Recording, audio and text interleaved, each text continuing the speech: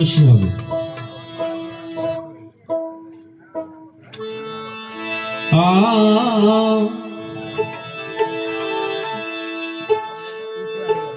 আমি যুগে যুগে অবতার এই জীবিকা করতে উদ্ধার মানব হয়ে শৈলাম কত লাঞ্ছনা ভক্তের অধীন গো আমি পূর্ণ করি ভক্তের বাসনা। যখন একটি পুণ্যবান ভক্ত হয়ে যায় গুরুর আর বলা লাগে না, মুখে কিছু বলা লাগে না, আর ভক্তরও গুরুর কিছু বলা যায় লাগে না। চোখ ইশারায় বুঝে নিও যে ধন তোমার অতি প্রিয়, ইশারায় ইশারায়, তখন আর মুখে কিছু বলা লাগে। নাম ছাড়া এক ডাক রয়েছে, জেনে নাও নমন তার সন্ধান। তখন আর ওই ডাকাডাকির কারবার থাকে না, দেখা দেখির কারবার থাকে। যুগে যুগে অবতার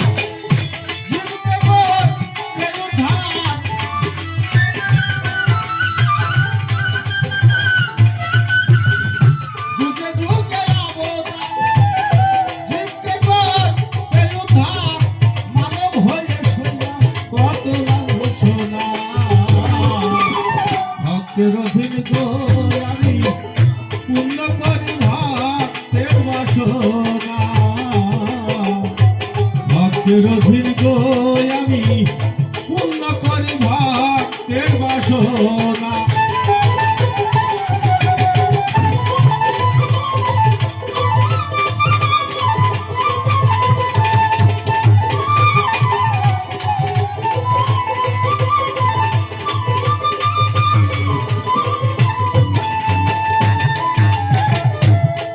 আমি করি না তো নিজ ইচ্ছাই,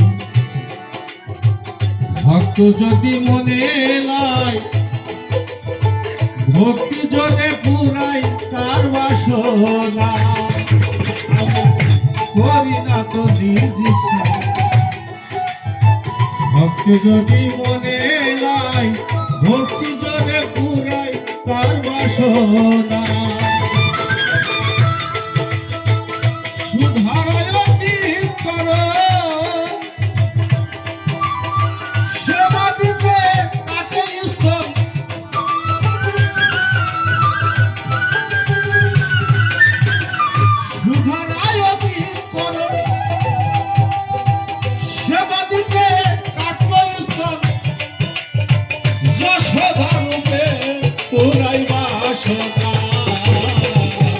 ভক্তের অধীন গো আমি পূর্ণ করি ভক্তের বাসনা। ভক্তের অধীন গো আমি পূর্ণ করি ভক্তের বাসনা।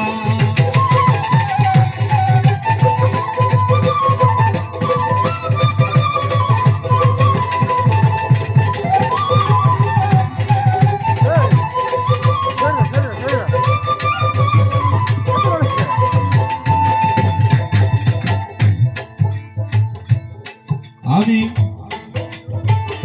সাধিলাম নন্দের রাখা, পায়ের নুপুর গলার হার, ধর্মদেবের কৃত ধরা খানা। আমি সাধিলাম নন্দের রাখা,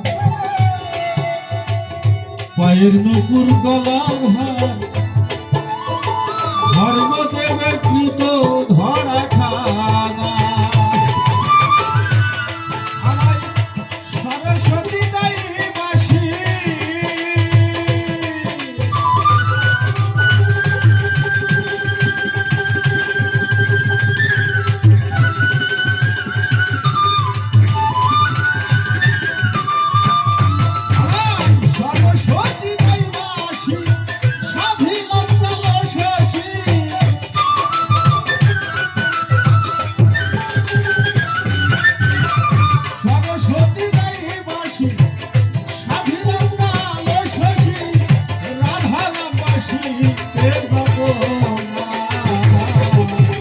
ভক্তের অধীন গো আমি পূর্ণ করি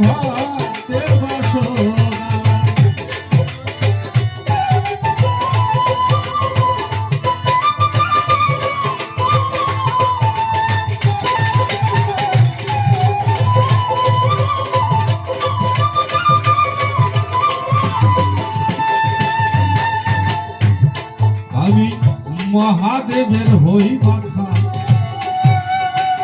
ভুলে গেছো সে কথা, এ অভিশাপ খণ্ডানো যাবে না। আমি মহাদেবের হই মাথা, ভুলে গেছো সে কথা, এ অভিশাপ খণ্ডানো যাবে না।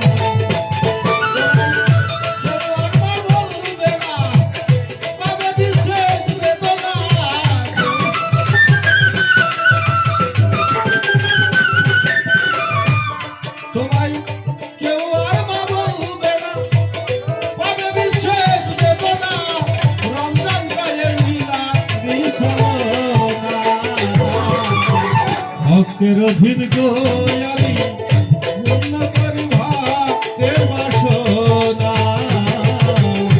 ভক্তের অধীন গো আমি পূর্ণ করি ভক্তের বাসনা।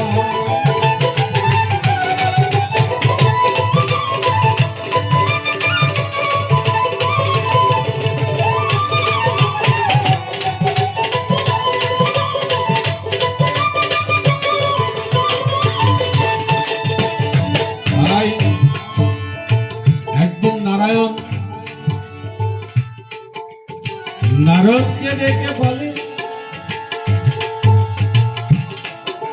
ও হে দেবশ্রী নারদ, মর্তে আমার দুজন ভক্ত আছে, চলো মর্ত লোকে যেতে হবে। এ কি কোটা প্রভু, মর্তে যাব কেন? প্রভু বলছে, ভক্ত কেমন? তুমি ভক্ত না জগতে কে কে ভক্ত? প্রথম গেলেন দুর্যোধনের বাড়ি, নারদ যায় আর বলে, প্রভু ভক্ত, আমাকে কিছু অন্ন দান করুন, অন্ন ভক্ষণ করুন। এখানে ধীরে ধীরে যাই, গেলেন দুর্যোধনের দরজায়,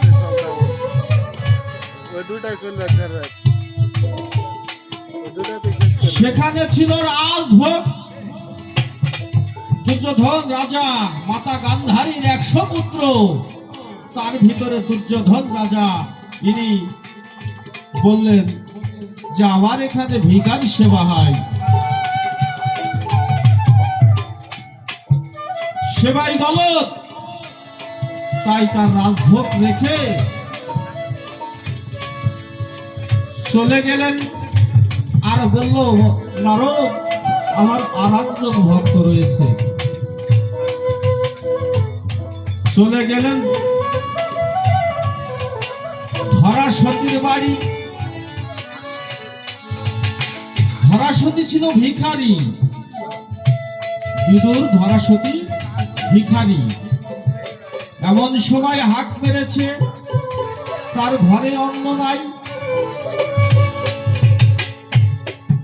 এই অতীত সেবার পরে ভিক্ষার জন্য দাঁড়ে দাঁড়ে যাই, চেয়েছিল কিছু ভিক্ষা, লুটিল ধুলাই। এই তো প্রভুর খেয়া।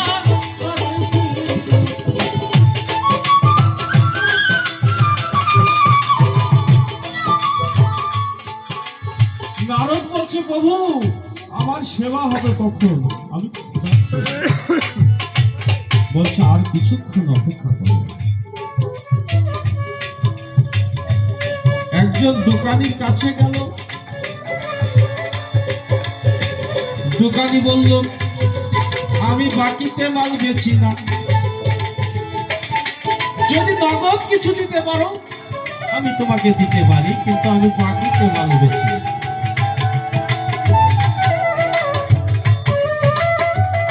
বলছে, আমার তো কিছু নাই, কিন্তু আমার বাড়ি দুজন অতিথি এসেছে।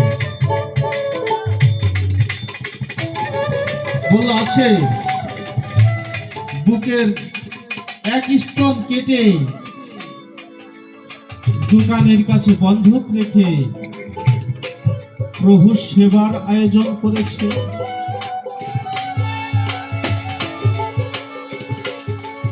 এমন ভক্ত হতে রে যদি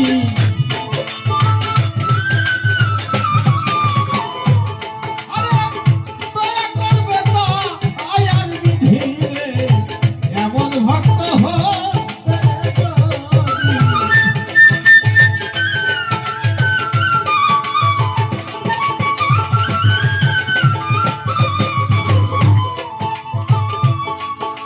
সতী যখন সেবা নিয়ে অতীতকে যাই, তার কাছ থেকে রক্ত দেখতে পাই বলে নারদ বলছে, প্রভু এই অসতী নারী এখানে সেবা করে। প্রভু তো অন্তর্যামী, যখন দেখলো বললো, মা জগতে তুমি যে প্রমাণ রেখেছো, তুমি স্তন রেখে আমার সেবার জন্য এনেছো নারদ, দেখ আমি তোমাকে বর দিলাম, পরযুগে তুমি জন্ম লইবে যশোদা রূপে, আমি তোমার ওই স্তন স্বয়ং প্রভু তোমার গর্ভে জন্মগ্রহণ করিব, তোমার স্তন ভক্ষণ করিব,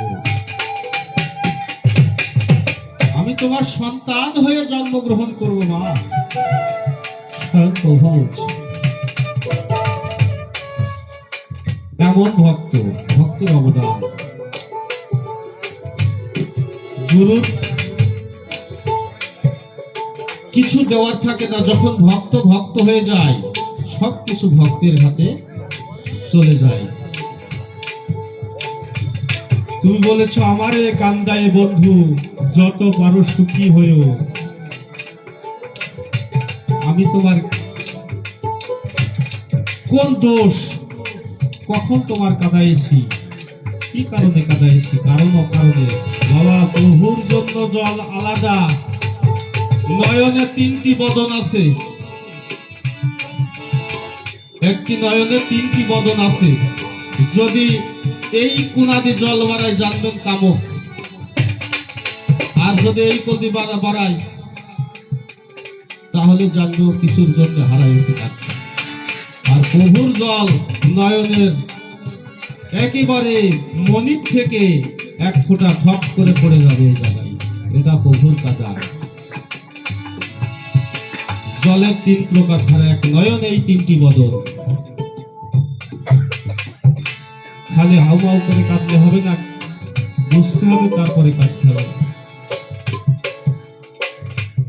নারদ বলছে যে, এক ভক্ত বলছে যে তুমি প্রভুর জন্য কিছু দাও, বলছে এখানে কিছু নাই, বলছে গঙ্গা জল, বলছে তাও নাই, গঙ্গার কোনো এই নাই, আর পরীক্ষা করছে।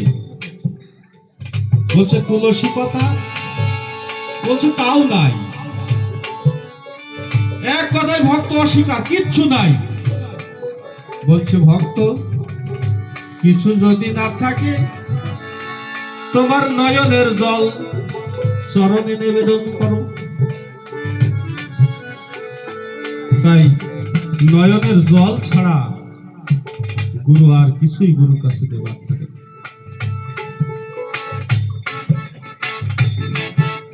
আরেকটি কথা,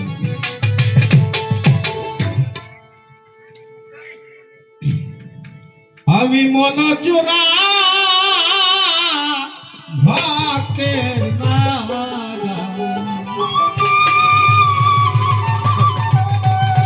গানের ধরন গুলা, গান গুলা বুঝতে হবে, মহাজনীয় গান।